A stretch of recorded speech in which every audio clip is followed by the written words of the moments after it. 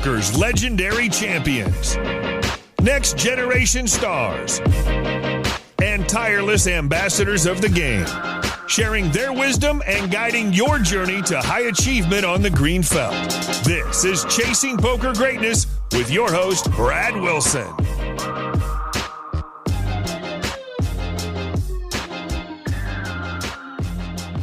Yo, welcome my friend, and welcome to another episode of Chasing Poker Greatness.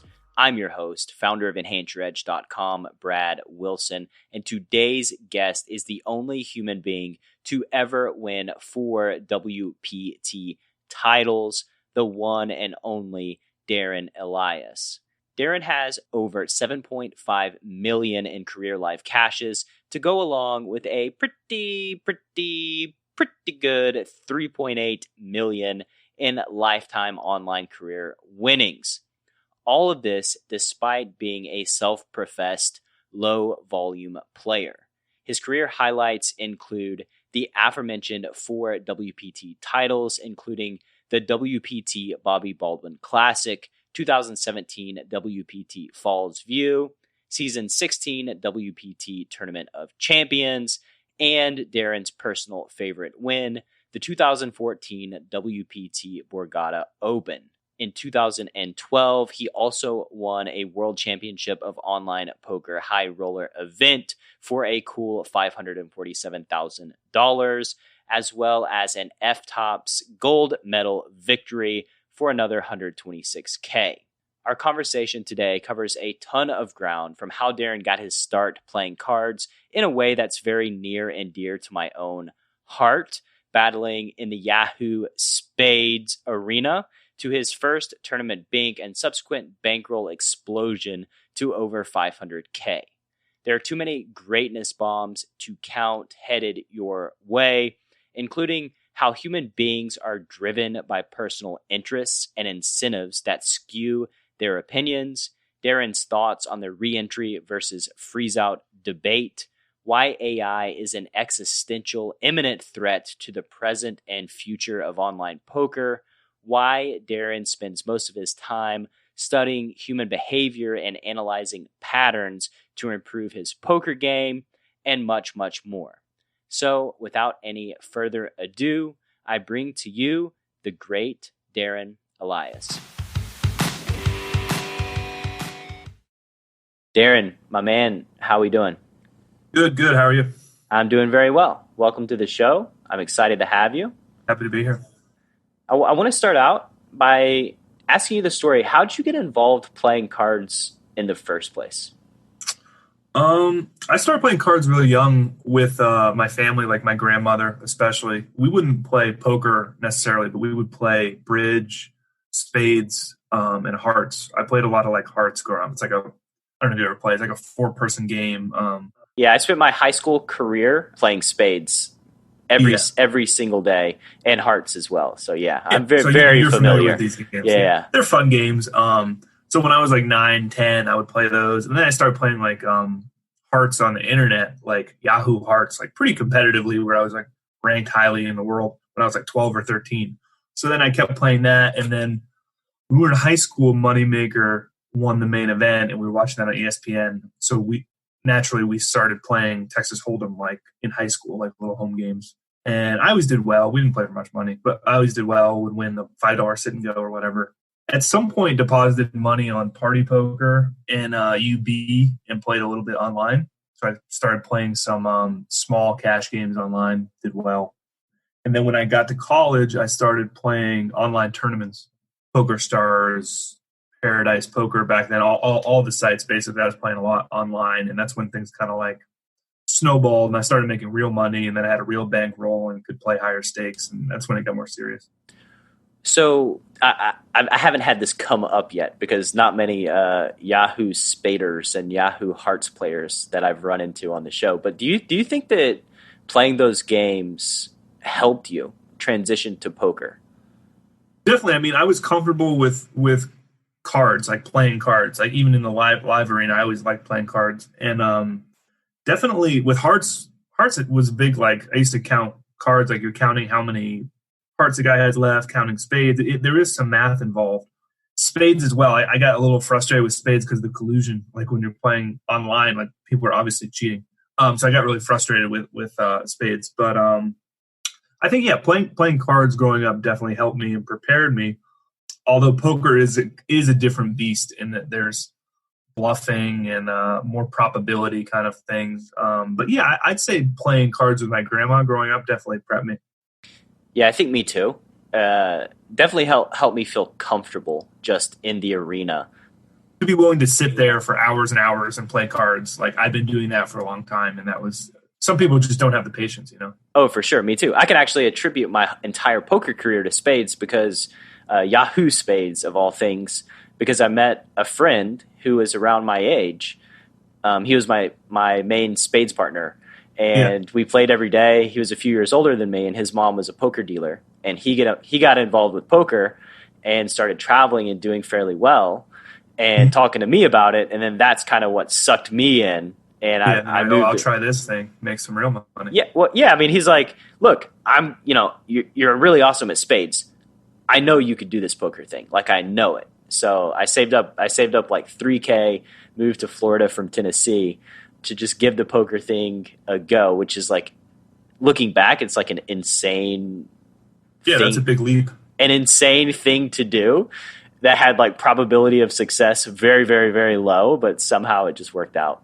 Depends how long ago it was too, I guess. I mean, live poker in Florida is pretty soft, especially if you go back in time.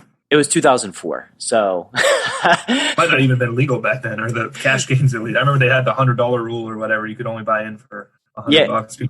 Yeah, it was the boats to nowhere. You go to like Cape Canaveral, get on a casino cruise, and it takes you in international waters. You battle for 4 hours, and they bring you back. That was my first poker experience.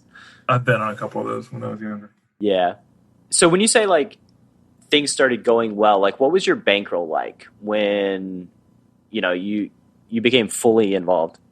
Like high school, I would say I had like hundreds of dollars. Like when I was playing in high school and I would play online, I probably had like $500 to $1,000, I guess. And then when I started playing online, I hit like the 10 rebuy on stars for like 15,000, I guess.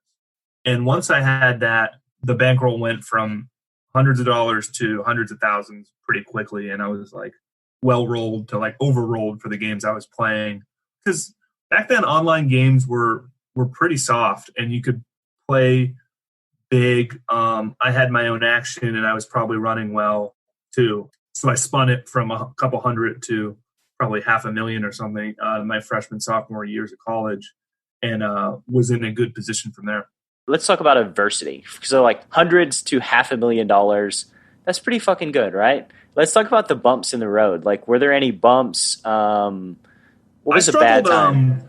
I struggled playing online in like the cash games online. I wasn't very good on UB back in the day. I played 25 cent no limit for a long time when I was like 16, 17, and tried to move up to 50 cent no limit and got smashed and had to move back to 25 cent no limit. And then I kind of like gave up on that.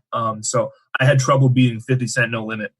That would be a big adversity when I was younger.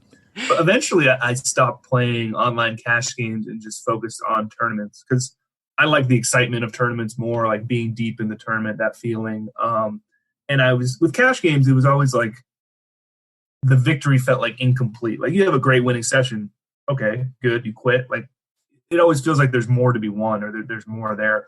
Where if you win a tournament, you enter and you beat everybody and you win first place. That's like a complete victory to me. It was more satisfying, I guess, playing tournaments and winning. Yeah, it's circular. You get that feeling, the gratification of taking one down. When you were spinning it up to $500,000, playing, I assume the action was good back then, right? Like on Full Tilt and UB, there were 200, 500, 1K tournaments every week. Yeah. They had more sites too. I mean, we had Paradise Poker. Like these sites don't exist anymore. Like you play a $30 rebuy during the week and you could win 20, 25,000. And back then the games were a lot different than they are now. Like nobody knew what they were doing. If you weren't open limping a lot, you were a pretty good player. Yeah, way ahead of the curve. Yeah, like re-stealing didn't even exist back then, It was right. Crazy.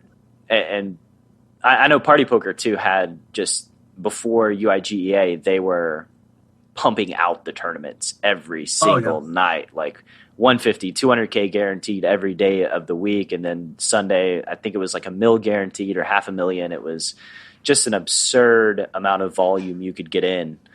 And back then the sites were more favorable for players. It's not like now where they're like gouging and it's all these bounty tournaments and progressive things. Back then, almost all the tournaments were either rebuys or normal freezeouts, which I think is good for the best players. And the top of the crop player wise is going to take a lot of the money out of the prize pools, which nowadays they kind of try to prevent with how they run their tournaments and kind of introducing more luck and more spreading distribution of the prize pool with all these different formats, where back then it was kind of just like clean freezeouts and rebuys, which I like. Which is interesting because, I mean, now in the poker world, I know there's all this uproar over like the reentries. Are the reentries good? Are the reentries bad? Should they go away? Should they stay? What are your thoughts on that? Mixed thoughts, I guess. I am for reentry in general. I think poker is a skill game, and reentries give the best players the highest chance of winning. So that's a good thing in that regard. And a lot of the people complaining the loudest about reentry are kind of the middle tier players who it hurts them because the best players can keep reenter and maybe they aren't rolled enough for it, or they don't like it. But I will say I don't like when reentries open too long. I don't think you should be able to keep firing in reentries at 20 big blinds, 15 big blinds. I don't like that. I would say as long as it gets cut off at a reasonable length, like I think like 50, 60 big blinds is probably where they should cut it off when you're entering with that many chips, that it's still good. Because if a guy wants to try to gamble and just go all in a lot at 50 big blinds, that he's playing badly, like he's making some crazy plays. Right. Where at 20 big blinds, you can kind of find enough spots where you're not losing that much equity, and a well-rolled player is going to get a stack kind of not cheaply, but it's going to happen a lot more often at 20 big blinds. Right. So there's more incentive to keep re-entering at about 20 bigs. That makes a lot of sense. You're not playing as bad to go all in, kind of. That's important. Yeah, the mistakes. You could just jam 20 big blinds in and find a bunch of positive spots, but at 50, you kind of have to be more selective. That makes a ton of sense. And the meritocracy in poker, right? The best players having the chance to win the money is shockingly a controversial concept nowadays, I think. Yeah. It kind of dumbfounds me that I see on Twitter, like all these posts on Twitter all the time about how do we make poker better for the recreational players and the hobby players. And like, I get that, right? Like you need these players in the game. It's good for poker. It's good overall. But let's not forget that folks like yourself and for cash games, me, who's been playing 15 years, like professionals invest tons of time and energy into learning and growing and becoming one of the best players at what they do. And it just seems kind of silly to take that away. Like this is why people love poker in the first place, right? Because it is a skill game. So what are we're trying to remove the skill? Like that's just kind of absurd to me. It's pretty false. What a lot of the people do is they protect their own interests. Like they're arguing for whatever is good for themselves personally, and then disguise it as it's good for the rec players, or the rec players want this, which isn't always true. I think if let's hypothetically, instead of Bellagio, which is 10K reentry, blah blah blah, let's say it's a $1 unlimited reentry tournament playing against very weak players. All the mediocre players would want unlimited reentry. They would want to have the biggest edge they could. But because they're playing against players who are better than them at a higher price point, they don't want that. So that's kind of the crux of like where these guys are complaining. If the buy-in was small and the fields were soft, they would want unlimited reentry. I don't think that they may not admit it, but they would want that added edge. But because there's better players in the field, they don't really like that. And I know a lot of recs who love reentry. It makes a lot of sense travel-wise, like especially at the price points like the World Poker Tour. For me, or even a rec, to go to Oklahoma and play a $3,500 freeze out is kind of risky because you fly and you drive from Dallas, and then you could be out in 2 hands and then you're gone. Like, it doesn't make much sense to play that tournament. Where if you have unlimited reentry for 2 days, then it's kind of a different, you can plan to be there 3-4 days. You know you're going to be there day 2. I think it allows people to travel to more tournaments too. I agree. And just that walk from the WinStar, from the hotel to the poker room, is like a 2-mile walk. Just that in and of itself, walking to the poker room, busting out. Miles of slot machines. I've done that walk. Yeah, with dodging everybody on their motorized carts, zooming in front of you. Rough in there. It is a rough walk. But yeah, for sure, like, travel expenses add up. And it's, there's a time investment as well. So you want to maximize your time for the folks that are traveling. And there is a place for freezeouts, and I think the poker community realizes that. There are a couple premier freezeout events, like LAPC is a freezeout, the World Series main events freezeout. There should be a couple of these. I think that's fine. I wouldn't even mind trending towards like single reentry or like single reentry per day. That eliminates the like really high buy-in counts by the top players, which I don't mind cutting that out. But I think reentry in general gets attacked unfairly by the mediocre professionals.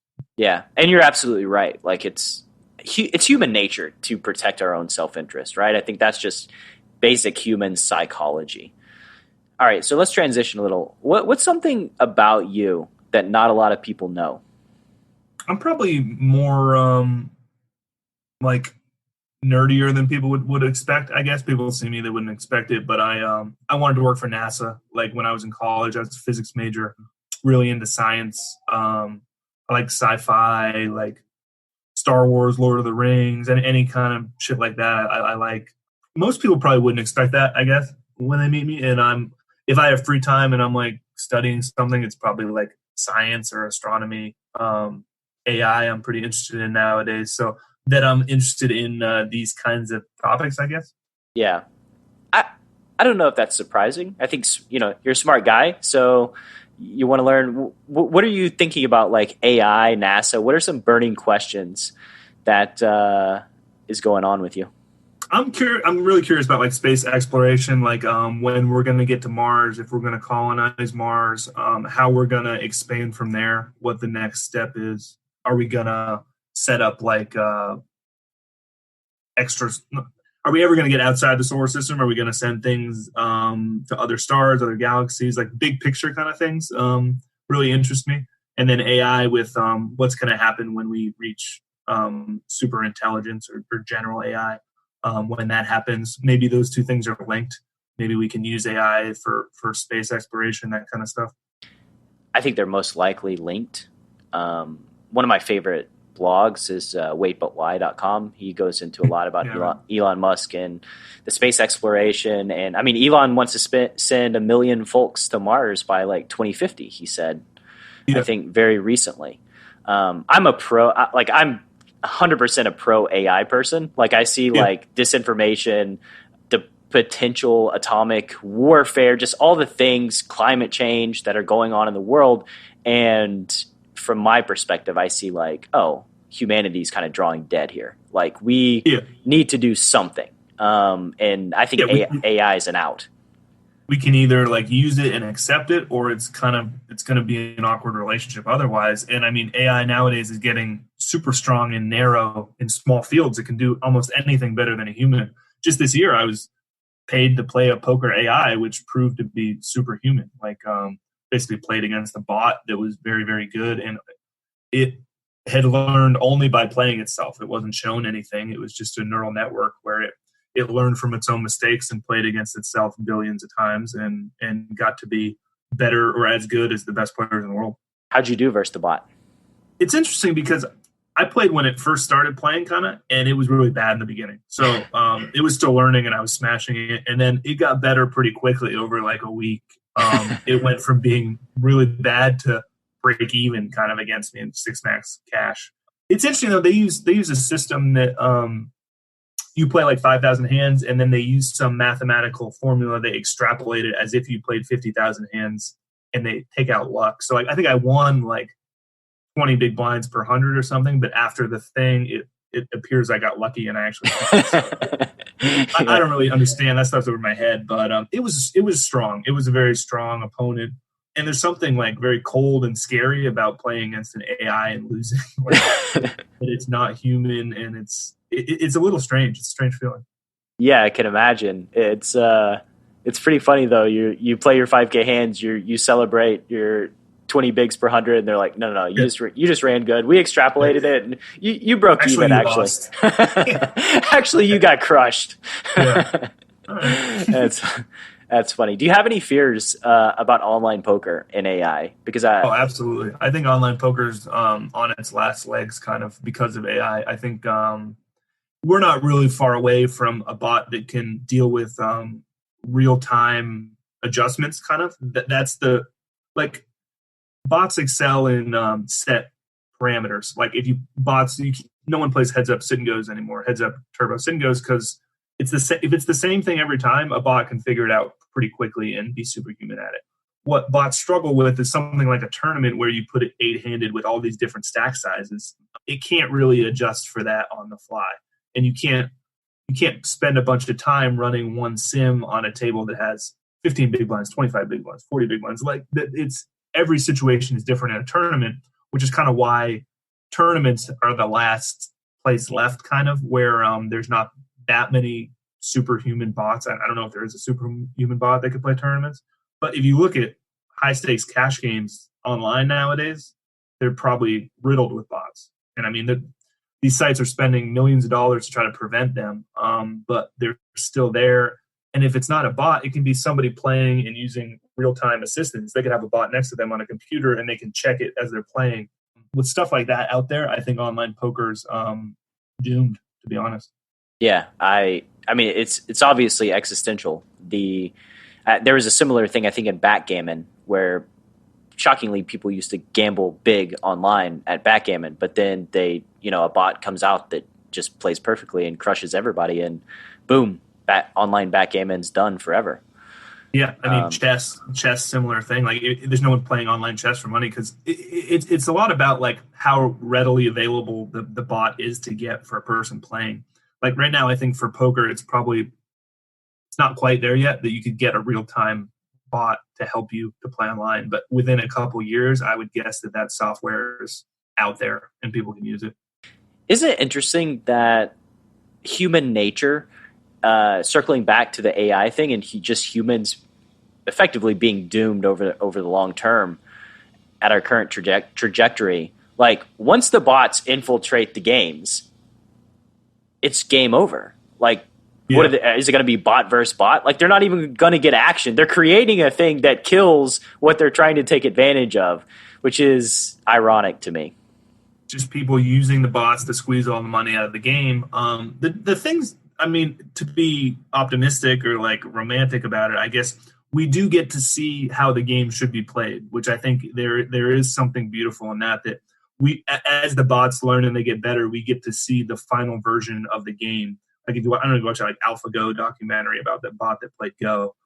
Pretty interesting. The best player in the world played this game against the bot, and he's just shocked and like humbled by how good the bot plays and the creativity and things like that. And we see that in poker too, where now at the highest level, in these 100Ks, 250Ks, guys are basically mimicking how bots play. And the bots have found the right sizings. The bots use these mixed strategies, and people are rolling dice during hands to randomize their decisions so they can mimic a bot. Like nobody knew about that 5 years ago. So it is interesting to be educated by these bots, but they will take over online. Yeah, that education comes with a dire cost. Yeah. Probably about this. It'll probably all coincide with online poker being legalized in the States. Just just as we get it, it's over. Yeah, the final kick in the ass. It is nice, I guess, if it's legal in the States and someone's botting. Like now that it's regulated and it's in the U.S., I think you could like arrest a guy and take him to jail. That's never really a threat when you're playing on like party poker or something. But if a guy's in Indiana and he's using a bot to cheat people online, you could go put him in jail, I think, which is more of a deterrent than just taking your money. Yeah, the downside is, are these people like VPNing from like some other country, and then you have like, how do you extradite them? And there's just a ton of issues. It's very unfortunate, and your thoughts mirror my own that, yeah, online poker eventually becomes doomed. I don't know. What sort of time frame would you say estimate? 5 years. I'd say probably 4 to 5 years. It would be done. I'd be surprised if it lasts longer than that. This is a very uplifting podcast interview, guys. I mean, I don't play much online anymore, so it doesn't really affect me too much, but sorry if you're a big online grinder. I don't know. I mean, there will always be idiots on there playing who don't know or don't care. So there will always be money there. Just the entire ecosystem will probably become people beating those people. Do you think you could change the structures of the games to mess with the bots, or do you think they would just learn so fast that it wouldn't matter? I think eventually the bots will just become stronger at adjusting to the dynamics. But any format where the parameters are set from the beginning are very easy for a bot to learn. It doesn't matter what the parameters are; they can still learn it. I probably played a lot online. The last thing I played was probably like 2014 or 13 or something. And even back then, you couldn't play hyper turbo sit and goes because the bots. It's very easy for them to solve one-on-one formats. So even back then, you couldn't play heads up. I can only imagine what it looks like now. Like, do they even have heads up sit and goes online anymore? Do they run? Like, I would guess no. And if yes, at high stakes, you're playing a bot. Yeah. I don't know if they run either. I mean, I live in Atlanta, Georgia, so it's like there's no online. There's actually very minimal live poker for me. It's like a poker dead zone. So, plus we haven't had anything like real and regulated for such a long time. Right side, live poker will always be there, and I don't think bots will kill live poker. Oh, for sure. Like live poker I think live poker in general, although you get less volume, the skill level is so much less, even at whatever. I mean, 2K, 3K, some 5K tournaments. Like, the skill level in a 5K tournament sometimes is way less than a 6 max, 500 NL online game.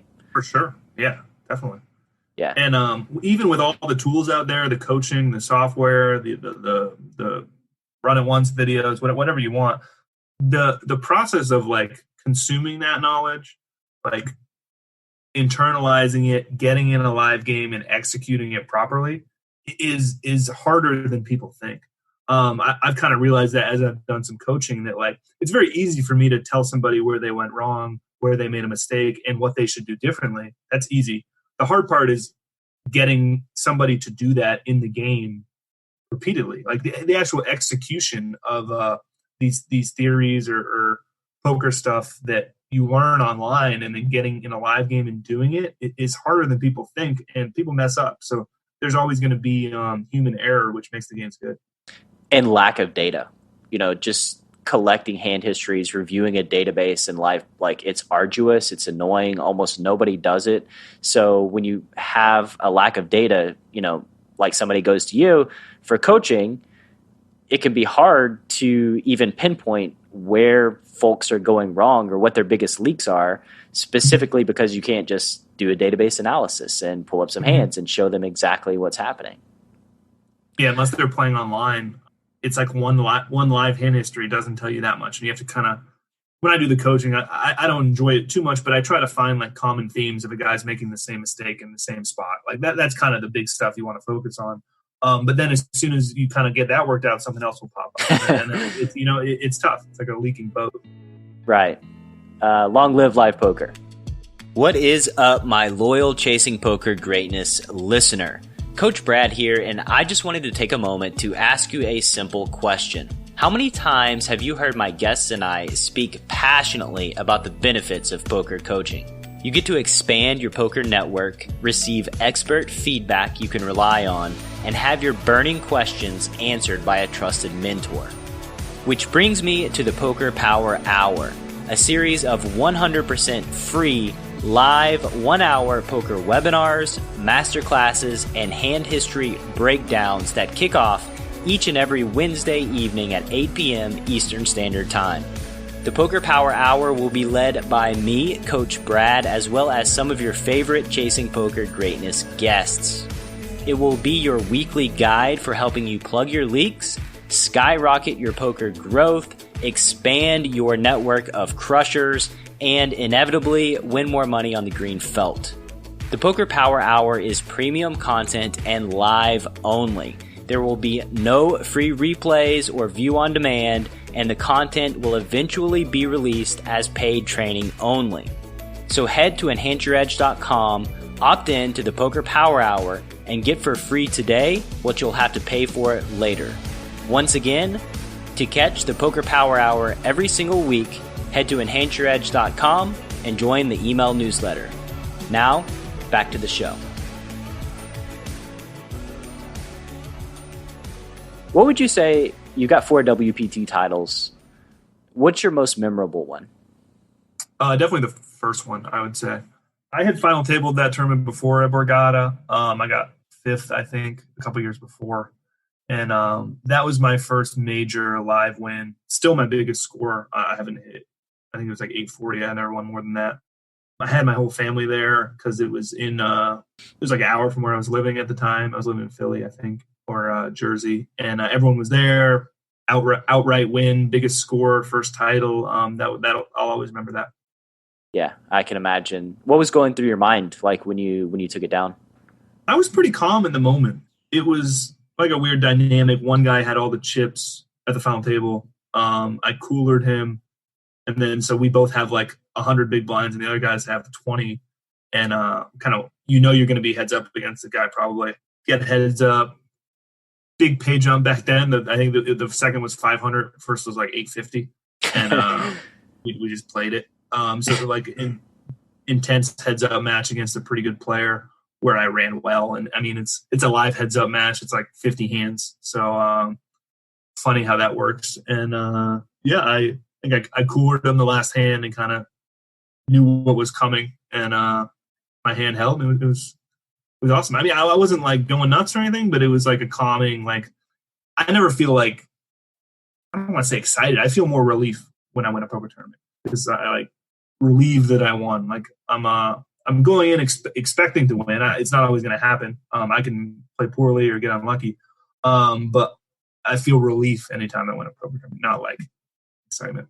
Does that translate to other areas of your life as well, like sports or competitions? That feeling of relief when you win? I think so. I think the better you are at something, the more that relief feeling comes. If I do something I'm not good at and I win, I get like more excited about it. Like if I'm playing a sport like basketball and I'm like winning, I'm like celebrating. I'm happy because I suck at basketball. But if you spend a lot of time and try to get good at something, then you kind of have higher expectations. And I think that's linked to that feeling of relief, especially in these WPTs where I'm getting to these final tables with a lot of like random players. I'm going to be pretty upset if I don't do my best. And I shouldn't be like patting myself on the back for winning. I should be relieved that I won because that's what I expected to happen. When you fall short, what does that feel like? Do you feel, how do you feel when you don't take the tournament down and you feel like you should? If it's luck running bad, it really doesn't bother me. If it's myself, I could have played better. I made mistakes. That stuff, it really bothers me and it sticks with me. And I'll be thinking about that stuff for months after the tournament. These missed opportunities are running through the hands in my head. Could have done this, should have done that. That happens to me a lot. Huge. And honestly, I've done that a lot of times at final tables. I'd probably have won 6 if I played better. I mean, that's on me. I mean, I've made mistakes 3 and 4 handed in these things. And they bother me for months, but I think that's like a quality a lot of good players have, is that their mistakes stick with them and they kind of try to internalize what happened and not let it happen again. But yeah, it should bother you, I think, if you get in a big spot and you don't play your best. Yeah, the pain of making a mistake is way worse than executing and doing what you're supposed to do and winning. And you're absolutely right. I would say like the top competitors, especially in most fields, if they make a mistake, that's gonna stick with them. Like they're gonna dream about that mistake and how they can do better next time. Yeah, and in poker, there's so many in every hand, there's so many branches and decision points, and it's easy, and I think it's okay to make small mistakes. It's really the big ones, and on nowadays, everything's on live stream, everything's amplified, and at the final stage of the tournament, it's you're playing for high stakes. I mean, these are hundreds of thousands of dollars on these decisions, so there is a monetary penalty too. Yeah, your first WPT title, you're playing a heads up tournament for $350K. That's pretty big. Let's transition a little bit because I know you've had an experience this year that is not good, and I'd like to get into that if you want to tell that story. Sure. I was in Vegas. I just played the LAPC final table in Vegas. I think it was in March. Got third and was staying to play a couple more events. They had like some events at the Wynn, and my wife's at home. I'm sleeping in Vegas, middle of the night. My phone goes off. The alarm in the house is going off. So it's like, I know it's like 3 a.m. back home. I'm calling my wife. What's going on? Like, I don't know. I think somebody tried to break in. So what happened was this guy, he tried all the doors. He tried to like cut in through the window and break in. Eventually broke into my car, got my garage door opener, opened the garage, tried to come in through the garage. The alarm went off and he ran away. So this happened, I want to say it's like March 15th or something. Obviously, I'm freaked out. My wife is freaked out. I canceled the rest of my tournaments, fly home. Then over the next couple of days, we're kind of trying to piece together what happened. The garage door opener is missing from my car, so this guy still has it, and he's still on the loose. We don't know if he's going to come back. So spend a lot of effort, money, putting in cameras, everything, making security tighter. And then March 21st, I guess, it was the day after my daughter's second birthday. My wife and I are both out during the day. He comes back. My babysitter's home with my daughter. He comes to the front door with a gun. 2:00 broad daylight in the afternoon, comes to the front door with a gun. Tells the babysitter, where does Darren keep his money? And she didn't know what I did, or she had no clue. So this 19-year-old girl knows nothing. He looks around the house for money quickly, doesn't find anything. Ends up putting my daughter in a bedroom by herself, locks the babysitter in a bathroom, and then runs away. And it's 2:00 in the afternoon. I live in a pretty normal neighborhood. There's a lot of witnesses and stuff. People have cameras. People walking their dogs. Like, he's spotted, going to be caught. Was he wearing a mask or anything? No mask. Wow. And when you hear more about his story, he was like desperate, in a bad place with drugs. He owed money, gambling, I think. But he had actually played poker at Borgata a lot, 1-2, and saw I had done well there, Googled my address, and for some reason was hell-bent on robbing me. Made multiple trips to the house. Wow. That's very scary. He gets caught a couple days later, and just now, last month, the final sentencing came, and he got 13 years, I think. 13 years. That's 13 years. It's a long time. I guess, did you hear his side? I guess at the testimony, did you go to the trial? Yeah, I went to a lot of the court stuff, and it's kind of what I expected to hear. Like, he knew who I was through poker. He was desperate. He owed money. He thought I'd have money sitting around the house, tried to steal it to help himself. Yeah. Was very regretful, remorseful. I don't pity him because he did an awful thing to my family and we're scarred and whatnot. But he's 24 years old and was in a bad place and made a really bad decision. And now he's getting fully punished for it, where he's not going to get out of jail until he's like 35. For anybody listening here that maybe does keep large sums of money in their house, like, what would you tell them after this experience? Do you think there was anything that could have been done differently? No, I mean, I guess the one thing that I did do afterwards, and people should be vigilant about, is if you're a well-known player, to try to keep your personal information off the internet, which is pretty hard. I didn't realize that if you just type in Darren Elias address, my address would pop up. So I've taken steps to try to erase that from the internet afterwards, but it's pretty hard to do. And there's a lot of these sites that kind of put your address out there without your permission, and there's always going to be state tax records if you own your house with your name on the property. So kind of trying to get rid of that stuff, I would say, would be a step. And having security, alarm, locking your doors. I don't think most poker players, even leave big sums of money sitting around. And ones that do, it's in a safe or it's in a safe deposit box somewhere. Like, it's not going to be easily stealable. So I don't think that kind of stuff I would do differently. I would just be, if you're anyone of a name, I would check to make sure there's not too much stuff out there about where you live and family and stuff like that. Yeah, it's pretty brutal. It's obvious that, you know, a successful poker player is not just going to have, like, you know, coffee table with all of their tournament winnings in it. You open it and take all the money out, right? Yeah. And if you are robbing somebody that you know has a lot of money and they do have it in the house in a safe, this is a dangerous proposition, I think, for the robber, because most likely there's other measures in place. And if you have a safe, maybe you have weapons. You know, it could have gone a lot worse, honestly. Like, I got pretty lucky. I'm a poker player. I run through possibilities, like simulations of how this happens. And there's a lot of different ways it goes down. Like, I don't know if he tried to come when I wasn't home. If I'm home, it's a lot different of a situation. If I'm home alone, it's different. If I'm home and my daughter's home, who does he get to first? What room am I in? Does he take you hostage? I mean, take my daughter hostage. Like, there's a lot of different ways it could have gone. The police get here while he's still in the house with my daughter and the baby. Like, there's a lot of things that could have happened differently. Yeah. So I got lucky in that regard, but it's still really tough for my family because I travel a lot, you know, and after this happens, my wife surely doesn't want to be home alone. So, I mean, that's it's going to stick with us for a while.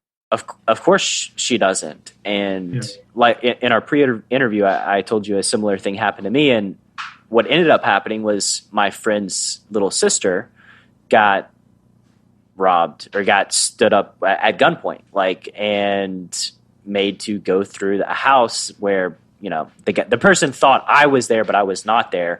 So it was my friend's little sister that got held at gunpoint, and, like, you know, she had PTSD for a long time. She didn't want to be in a house. She would cry if she was by herself, and she was like 18. I think she was 18 or 19 years old when that went down, and it's just a brutal thing.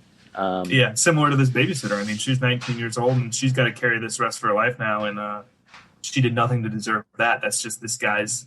It's like just flack from this guy's bad decision, where he was just thinking about himself, getting the money, and not the lives he's affecting and the danger and all that. Yeah, it goes back to, you know, humans typically acting in their own self-interest without analyzing. You know, that's the only variable that they look at. Yeah. So when you think of joy, let's just change gears again to joy, happiness, in your poker career. What's the first thing that comes to mind? I mean, winning tournaments. I mean, I get joy from just being in the zone and playing well for multiple days. Like that makes me happy. Executing well.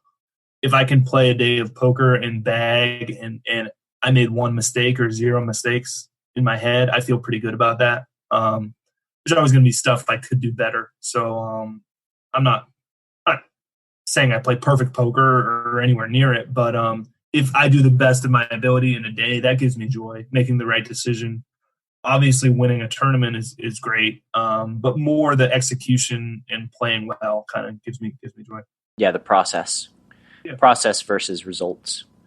And there's something when you're in one of those states where I'm sure you've had it. You're playing live and things are going well. You're winning. You're doing the right thing. That's a good state of like flow or whatever to be in. I enjoy that. Yeah, the world slows down and you're just a state of calm where you're picking up all the bits of information and you're processing them well and you're taking action on what you know. Like that's I think that's that. Yeah, that's the ideal state. What's the most unexpected thing that's come from your poker journey? Probably all the travel, I guess. I was never like a big traveler when I was younger. But when I started playing online in college, I would play these satellites, these PokerStars satellites, and it'd be 500 or 1,000, and to go play an EPT or Aussie Millions or some event in Europe. And I was 18, 19 years old, and I would just go. I would play, and I would go, and I would skip class for 2 weeks, and I would play. I played most of the EPTs. And then I get to this point now where I'm 30, 32 years old, 33 years old, and I never think of myself as like a traveler, but yeah, I've played poker on 6 continents, been to like 30 countries. Like I didn't expect that I would become like some worldly traveler. That's never been a goal or anything like that, but it is a side effect, I guess, from playing these poker tournaments that you get to travel the world. You get to go to these places you wouldn't go. I would never go visit Monte Carlo, Monaco, and just for the hell of it, I don't think. But been there 4 or 5 times for poker, and it's something that wouldn't have been in my life if not for poker. Any favorite stop that comes to mind right off the top of your head? I like Australia a lot. I almost went this year. Aussie Millions for sure. I went when I was 19. Actually, haven't been back. I liked that one. Prague, I like a lot. Prague in December. It's cold, but it was nice. And Montreal's probably one of my favorite cities as well. I like Montreal a lot. Really? Montreal? Yes. You can go in the summer, it's better. But beautiful city, beautiful people. It's good. It can be cold in the winter, I've heard. Absolutely. Very cold. The casino there, too, Playground Poker, does a great job. If you ever get to play poker up there, I'd recommend it. Nice. What is your process for regularly improving your game look like? A lot of like self-review with hands I played where I kind of work through it in my head and go down different avenues, decision-making. Would this be better? Because I think I would say in a lot of these softer events, I use an exploitative strategy. So kind of like getting in these hands and trying to figure out how people would react to certain things I do, and would doing something differently get a different reaction? What would this person do? A lot of those types of thought processes where less of the playing with PO solver and finding the right sizing and frequency, less of that stuff and more specific hand review where I try to make an effort really, even when I play against weak players, to kind of understand how they think. And a lot of top players, I think, don't do that. They kind of have their set strategy and they know they're going to beat this guy because they're better than them, but they don't actually put themselves in this weak player's shoes and try to imagine what he's doing at the table. So I'm really trying to think, like, what is this guy trying to accomplish? How is he playing? And then eventually you can kind of figure out their strategy. And my goal is always to be, I'm able to tell you what he will do in a spot with a certain hand. Like, that's kind of my goal when I play against a lot of these weak players, to be able to predict what they'll do. And then once you know that, you can build an exploitative strategy around it. When you have a hypothesis, where you have a question like that, if I were to do X, how would this player respond? If I were to, whatever it is, overbet the turn, what's their reaction? How do you test that theory and then sort of internalize the results? It's tough because you end up like putting players into like baskets or categories, kind of, because there's, even among weaker players, there's passive players, there's aggressive players, and then among that too, people don't play the same all day. They vary, and part of it is emotional, especially weaker players. Things are going well, they're playing one way, they lose a hand, things go another way. So it's tough, and there's not, the data out there is just every hand you've seen. There's no more data than that. So I would say paying attention to every hand is paramount when you're like building one of these hypotheses. Like any showdown, any sizing, I get incredibly tilted if I'm like turned around or something and a hand is going and I miss the flop sizing or something like that. That kind of pisses me off, because like any kind of sizing thing, information there, and that's data. And if it goes to showdown and I didn't see it, I missed them. So building data and like your hypothesis, and then once you always have to think like, how confident am I in this? Like if you're not fully confident, it might not be worth it to make this turn over bet bluff that you think he will fold to, because it's too risky. But sometimes things line up and you're confident enough in it that you can really make a wild exploitative play. And that's some of the probably sickest poker I play. I love that, and it's paying attention, like seeing a C-bet sizing. And the thing is about people is typically people are predictable. They're not your regular recreational player is not rolling dice to randomize their decisions. They're going to be very predictable. So just seeing a sizing in a pot that you're not in, just free information that's sitting out there, a player c-bets 1/2 of the pot. The hand goes to showdown, and he's got a marginal portion of his range. You can be fairly certain the next time they c-bet half pot, they're probably going to have a marginal portion of their range. And you get more... You could also draw an inference that if he bets full pot, he has a strong part of his range. Exactly, like 75%. You can extrapolate a lot from there. Exactly. So just getting those little bits of data, little bits of information can tell you a ton, especially in weaker tournaments. And if you're wondering... And live stuff, too. I mean, even live tell, stuff like that. Oh, absolutely. Yeah. I made a big bluff in the World Series main event based on like a recreational player double checking his hole cards. Like a third diamond came on the turn and he double checked, and I was 100% confident it was sincere.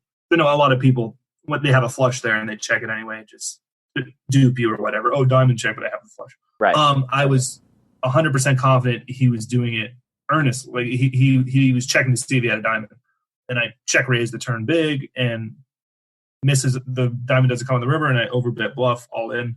And in the World Series main event, like, you don't really want to be doing that against rec players, like, necessarily. But I was so confident in the fact that he didn't have a flush that I knew this was going to work.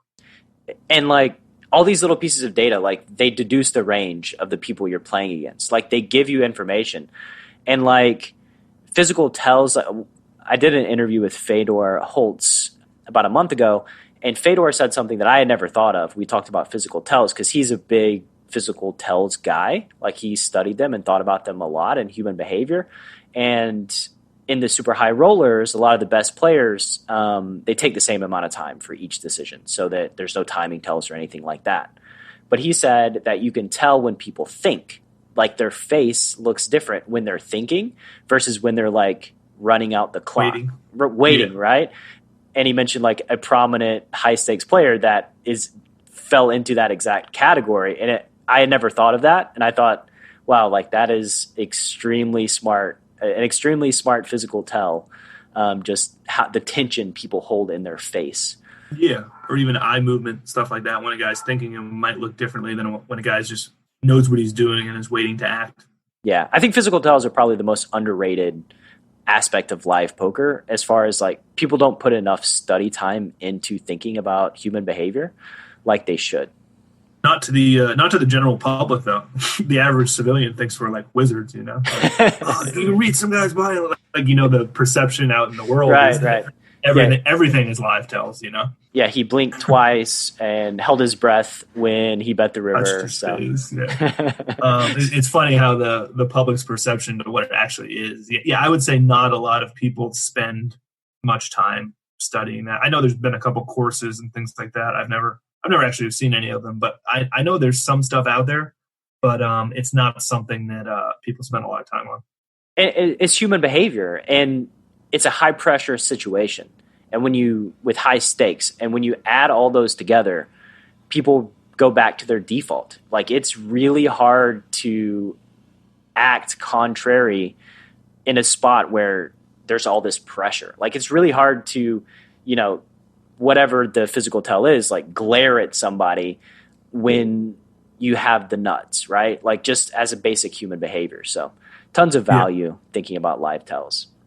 Yeah, and it's tough. I mean, when we think about solving tells or making plays off of them, it's tough to generalize and say this tell applies to everybody, especially with things like breathing and shaking. Like, some people breathe heavily when they have a big hand. Some people breathe heavily when they're bluffing. Their hands shaking. Like, what might be true for one player may not apply for another. So I try to be pretty specific player to player when I'm looking for live tells. And it circles back to paying attention to everything that's happening at your table, every single hand. Because, like you mentioned before, you know, there are plenty of ways people can lose money. Like, you can be very creative on the ways that you lose money playing poker. And if you put everybody that's a losing player into the same bucket and think that they're all going to make the same mistakes, you're just setting yourself up to get kicked in the nuts, because you really have to hone in on what people are doing wrong so you can exploit that specific thing. And I think most pro players, even good pro players, would admit that they could pay more attention at the table. Nowadays, everybody's on their phone, they're checking sports or whatever, where I'm sure most pros would admit, oh, yeah, if I paid more attention, I would make more money. And that's always been something I'm kind of like not willing to budge on, where I'm pretty vigilant about paying attention at all times. And I want to bring my best. And if I'm missing a little bit of edge because I was dicking around on my phone, that bothers me. That tilts me. I want to be my best every time I play. So I try to make an effort on that. I would say that shows in your results and your path in the poker world. It's time for Balanced Ranges, the game where you get to decide whether my Chasing Poker Greatness guest is bluffing or telling the truth. Here's how it works. I'm going to ask them 10 rapid-fire questions, and they can either A, tell the truth, or B, try to run a bluff. If they fool you with a bluff, they get 3 points. If you think they're bluffing and they're really telling the truth, they get 2 points. And if you read them like a book, they get bupkis. 24 hours after each new episode releases, I'll be dropping Twitter polls where you get to cast your vote. Simply follow @EnhanceYourEdge to join the fun. One more time, that's @EnhanceYourEdge on Twitter. And now, Balanced Ranges. All right, Darren, you ready to rock? Yeah, let's do it. Number 1, how many pull-ups can you do in a row? 15. Invisibility or super strength? Visibility. Texting or talking? Talking. Do you snore? No. What's the fastest speed you've driven a car? 150. Favorite season? Fall. Dawn or dusk? Dawn. Favorite ice cream flavor? Mint chocolate chip. Number 9, your last Halloween costume. Mummy. The Mummy? Yeah. All right, final one. What type of milk do you put in your cereal? Almond milk. Almond milk for the win. All right, thank you, sir.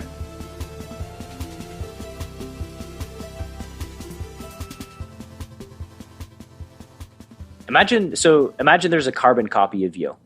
They're 20 years old, just getting into the game. If you could sit down and have a conversation with them, what wisdom would you share? That kid wouldn't listen to anything. So let me start with that. Yeah. 20-year-old me didn't want to hear anything from anybody. But if I would listen, I guess I would say to play more in the I've never been like a greedy player in the sense that like I've quit good games, and I've never been a volume player where like some people are like, oh, I have this good game, like I'm going to play every day, all day, 20-hour sessions. Like I was never like that, where I played pretty low volume. And in retrospect now, 13 years later, the games are a lot tougher. Online is almost gone.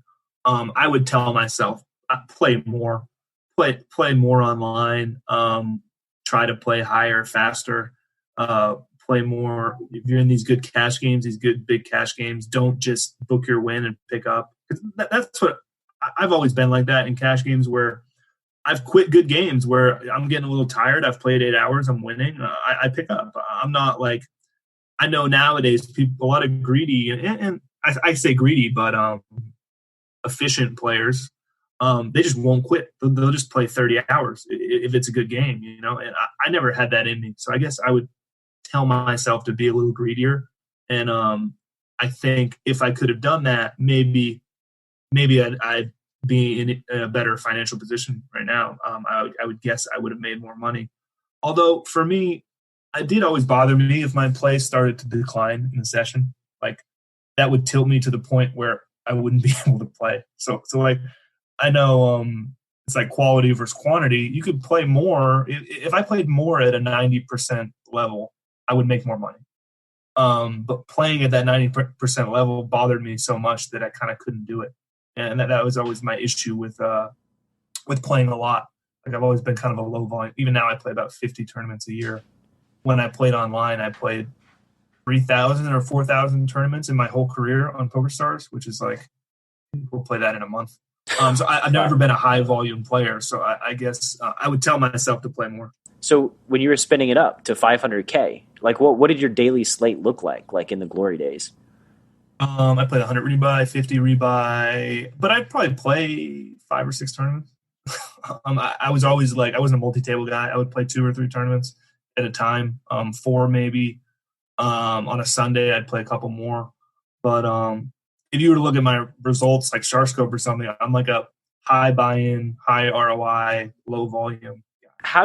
Where does this sheer amount of focus come from that allows you to, play 2 tournaments, be fully involved, 100% focus, or in the live setting, focus on every single hand? Is that a blessing? Do you work at that?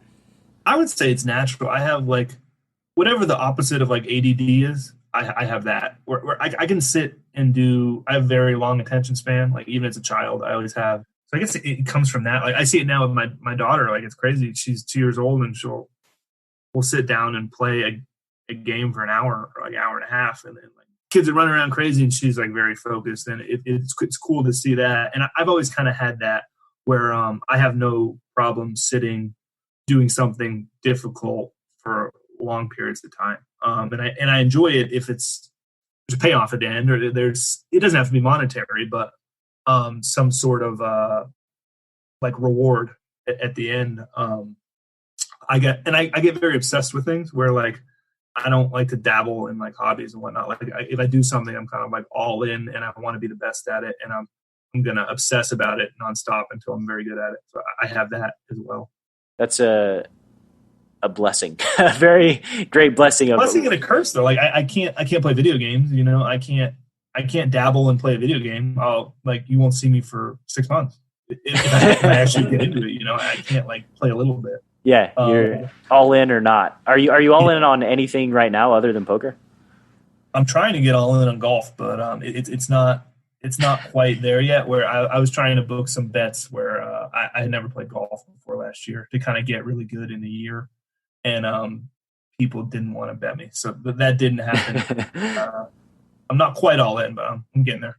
Yeah, you've had too good of results in other areas of your life for people to book action against you. Yeah, that's kind of what happened in the negotiations. People were concerned about things I've done in the past that I could probably do this. Not the worst thing. Not the worst thing. It'd probably be worse if you just got tons of action piled up against you. I win. But you guys don't think you can do this? Come on. Who am I? Why do they think this about me? What's something people would be surprised to learn you're horrible at? Let's see. What am I really bad at? Directions, I guess. I can't get anywhere without GPS. I'm really bad directionally. Both like driving and if I'm trying to get around like a shopping mall or something, like I'll go in a store, walk out, go the wrong way, and just never be seen again. I got lost. I'm exactly the same. I got lost in high school once, and I live in Pennsylvania. I ended up in New York, calling my parents from a gas station payphone. Like, I was like 50 miles away in a different state. I was just going the wrong way. They come and pick me up. Yeah, I don't know. Like, I don't know what it is, but in any area, like in video games, I have a friend who we were at Commerce Casino and we were driving around LA, and like, if I get to an area that's even remotely unfamiliar, I'm done. Like the world spins. I have no idea where I came from or which way is east or west. And he like knows the exact direct route back after like 20 minutes of driving. It's like a fucking superpower with no GPS. I'm like, who are you, man? It's amazing people that are good at it. Even my wife, like we were in my hometown where I grew up, Erie, Pennsylvania, like driving around, like she'd been there 2 days and she's like, no, turn here. I'm like, I grew up here, but right? She knew better than I did. Like, I don't really know. Yeah. It's amazing. I don't understand that. I don't have that. But you have to like know your strengths and know your weaknesses, I guess. I thank God for GPS and phones and stuff, or I'd be dead. Oh yeah, me too. I remember the days before GPS and phones, and it was not a good thing for me to be out on the roads. And I'm sure your wife is familiar with your deficiency of directions She too. tells me all about my deficiencies. Should have brought her to ask what I'm not good at. If you had a magic wand and could change one thing about poker, what would you change? It's tough. Initially, I think like lower the luck aspect of it, where like you get more of close to your equity. But then again, I want to give the weaker players a chance to win. I guess if I did that, it would kind of kill the game. So that would be a poor decision with my magic wand. I guess somehow make. I mean, now it's easy. I would make cash games public again. Of course, bam, no private games. That's easy. But also the like game selecting and like bum hunting with live cash games and online cash games. I would make that disappear somehow. Where I don't like the cash game ecosystem where pros prey on weaker recs and they don't play against other pros and it's kind of predatory. I don't like that aspect of poker, and I love to get rid of that. And nowadays it's just getting even worse with these privatized games. You think the privatized games make things worse in live poker? I would think they would make them better by shutting out the pros they didn't want in. How does it make them worse? Well, you have to think about the guys who are running the games are kind of the worst of these pros. Where these are the guys who are willing to befriend and like swindle rec players into these games, and then they block out any pro they don't want, and any pro they bring in, they have their action. So it kind of just gives one or two people big control, big power, and they're really taking advantage of these rec players. And the guys who are willing to do this usually aren't good guys. So it kind of makes it worse. Where if it's a public game, at least it's fair. I mean, either way, these rec players are going to lose most of the time. I don't think they're necessarily losing more money in the private games, but it's at least it's fair to everybody if it's public. What's the selling point to like a rec player to go play a private game? Like better people, better environment? Yeah, better environment. They get to pick where and when they play, which is nice. They have a guaranteed seat. It'll be, show up at 2, you have your seat. And you do play against the same group of guys, which I think is enjoyable for recs in cash games. Even when I play live cash games, it's fun. It's more fun when you play against the same people kind of day in, day out. Same jokes, talking about hands you played a couple days ago, that kind of thing. And the one, I guess, positive aspect of the private game is they really block out the nitty pro. Like the recs don't like playing with that guy, and he's not in the game. Right. So that is one aspect where if you have pros in there, they're going to be good action players, which is more fun than playing against. They're probably going to lose more to those guys, but that's more fun than playing against the nitty pro who's waiting for a set to try to sack you. Right. Like action's more fun in general. I would imagine, especially to like the recreational players, even if it's action that they don't want. Even if it's action where they're taking the worst of it. Even like, I think about a player like Garrett. It's a good example. Going to give all the action in the world, right? But most of the time, it's not the action that you want. He's fun for the game, but he's obviously going to be making great decisions, putting people in tough spots, and one of the biggest winners in any game he plays. And he's going to 3-bet you with suited connectors 300 big blinds deep. Like, do you want that? And the answer, I guess, for rec players is yes. But yeah, he's a good example of like a guy who is action, can get in those games, and does a good job entertaining the rec players. I wouldn't put him in with the bad guys of the privatized games, but he's a good example of like an action player. Oh yeah, for sure. And I've played against Garrett a bunch at Commerce in LA, and I've told the story on this podcast, I think, but there was one time where he 3-bet me every time I opened for about 4 hours in a row on my direct left at a full live game. So it was like, it was really good for everybody else, probably not so good for me and Garrett. But yeah, trying to send a message, I guess. I doubled up twice. Like we were playing 20-40 no limit, and I beat him specifically. I think I was up like 11K, and he was just like, "No, you're not. Like this is not happening." And just like even somebody opened one time, and I was like, I'm going to 3-bet them. Like, what's he going to do about that? He just flats. Like he just flats on the button. I'm like, fuck this guy. Like he just wants to be involved against me. not a good feeling when somebody wants to be involved against you every single hand. If they know what they're doing, that's not if it's a good player, that's not good, especially if they're on your left. I mean, I played with Garrett a couple weeks ago in LA at Live at the Bike, and he's an example of a guy who can get in good games, is personable, gives a lot of action, but also plays well and wins a lot of money. Yeah, and I think that's like the prototype of who you aspire to be as a high-stakes poker player. But I would tell you the guys running these private games are not like Garrett, I would say. Oh, yeah.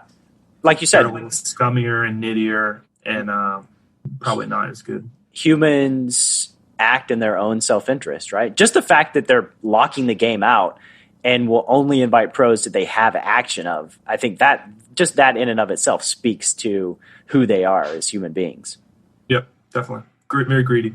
A couple more questions and we'll get you out of here. If you could erect a billboard that every poker player had to drive past on the way to the casino before they played cards every day, what would it say? Don't complain today.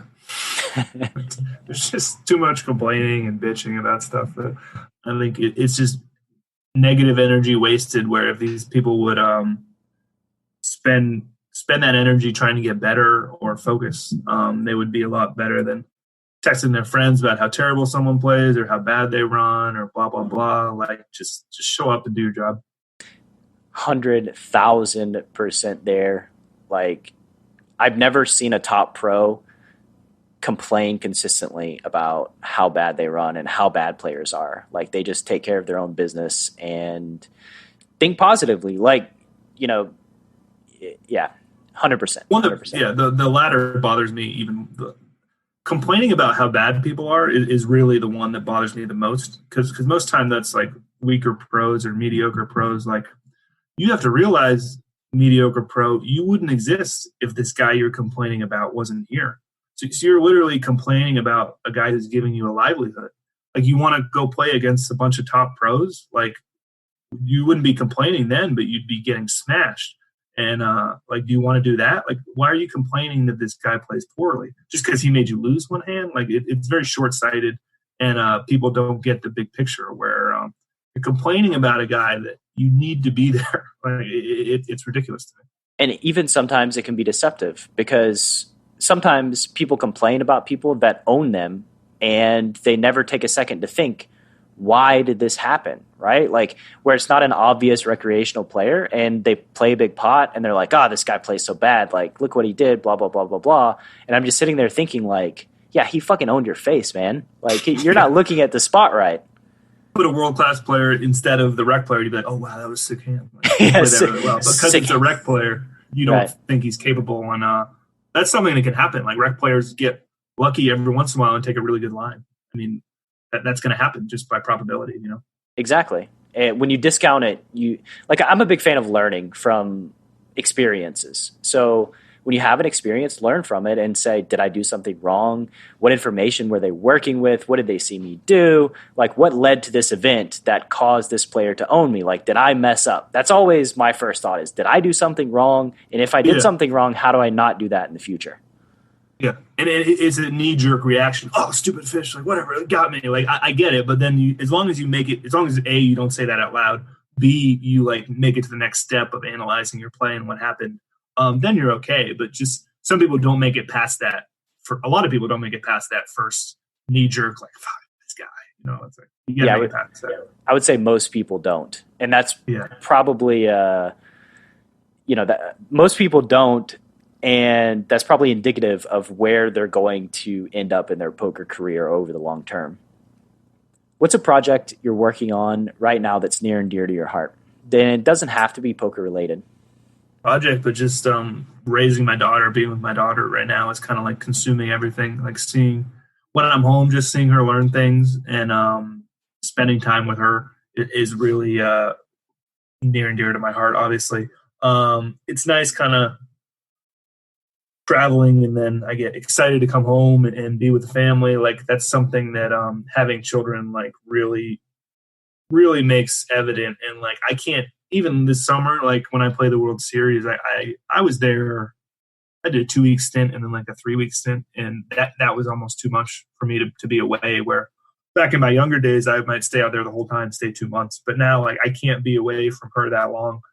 So just being able to see her and like watch, I compared to AI, almost watching her learn things, watching a human child learn things is amazing. How they mimic things and they watch and they learn. I'm trying to teach her chess right now, which is pretty hilarious. But anything like that with her is my main projects, I guess. There's no more valuable project than our children, right? Of course. Making sure we do a good job as fathers and mothers to raise them in a good way. Yeah, and it's something that's really tough to understand, I think, without having kids yourself. Like, before I had kids, I didn't really get it. And now that she's, not that she's grown up, but now that she's like a real person and she's almost 3, it's like I'm starting to see it. And not to put any extra pressure or anything on you, but learning about like the psychology, the Elliott Rose stuff, all the mental game aspect of life, these things that happen in the 2 to 3 years old age tend to stick with us as human beings. Like, there's 2 versions of us, like the baby version of us that becomes irrationally fear of things that we learned at that age, and then the adult version don't always mesh well. So, you got all these little biases that you're creating and these fears that you're teaching your kid that just stay with them for the rest of their life. No, I'm interested to see like how that develops as she gets older, and I'm kind of like implanting these biases on her and stuff from poker where like I'm always skeptical of people, and like she's gonna be in like elementary school and think she's getting scammed or something. Like she's gonna, I'm interested to see how these things play out, because I know I'm gonna end up giving her some of these biases. Oh, for sure. You can't help it, right? You just as long as sometimes I see the worst in people and I don't give people credit for things. It kind of comes from being in the poker community, you know. It can be. I think there are, on the flip side, there's a negativity bias in play where we kind of obviously, the story that you told earlier is one massive example of just not a good person in the poker community. But on the flip side, there are really great guys that... Yeah, I met some of my best friends through poker, and there's very good people out there. It's just a matter of weeding through the rest of it. And probably something that can only be done through time. You learn your lessons and take your lumps. At least I did. I did not make great decisions early on in my poker career as far as like the people, Yeah. All right. Final question. Loved having you on the show today, man. Where can the Chasing Poker Greatness audience find you on the interwebs?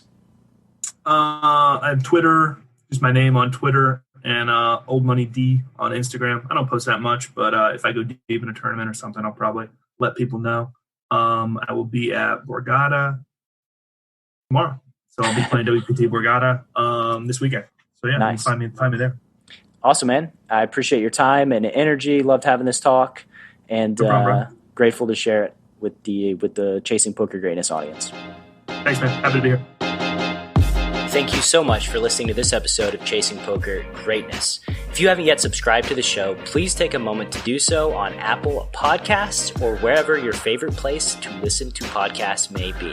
And once again, I wanted to let you know about PKC Poker. If you're on the lookout for a new poker platform where the games are safe and secure and the action's amazing, head to enhanceyouredge.com/PKCpod to get your code and jump into the games. You must have a code to play, as well as be 21 years of age or older. One final time, that's enhanceyouredge.com/PKCpod. Thank you so much, and I'll see you next time on Chasing Poker Greatness.